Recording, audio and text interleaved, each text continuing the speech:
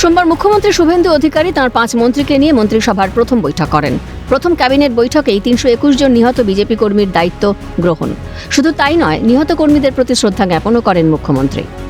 যাদের আত্মবলিদানের মধ্য দিয়ে বিজেপি সরকার প্রতিষ্ঠা হয়েছে, সেই ভারতীয় জনতা পার্টির অকালে ঝরে যাওয়া 321 জন যারা আত্মবলিদান করেছেন, তাদেরকে শ্রদ্ধার সঙ্গে স্মরণ করেছি, সমবেদনা জানিয়েছি। প্রসঙ্গত, তৃণমূলের শাসনকালে রাজনৈতিক হিংসার বলি হয় বহু বিজেপি কর্মী সমর্থকরা। শুধু তাই নয়, ভোট চলাকালীন এবং ভোট পরবর্তী হিংসায় তৃণমূল নেতাদের হাতে অকাল মৃত্যু হয় একাধিক বিজেপি নেতাকর্মীর।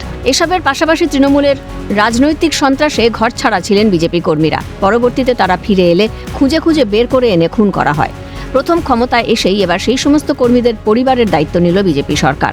এই সকল কর্মীর পরিবারগুলির প্রতি সামাজিক ও অন্যান্য দায়িত্ব নেওয়ার সিদ্ধান্ত নেওয়া হয়েছে।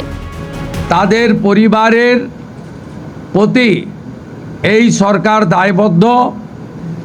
তারা যেমন হত্যার বিচারও আশা করেন, তা আমরা দেব।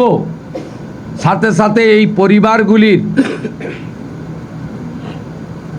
সামাজিক এবং অন্যান্য কল্যাণকর সমস্ত দায় দায়িত্ব আমরা এই সরকার কাঁধে তুলে নিলাম। পরবর্তী বৈঠক হবে আগামী সোমবার। সেদিনও আরও গুরুত্বপূর্ণ সিদ্ধান্ত নেওয়া হবে বলেই মনে করছে রাজনৈতিক মহল। ক্যামেরায় জ্যাকি সিংয়ের সঙ্গে রেশমি দাসের রিপোর্ট, ক্যালকাটা নিউজ।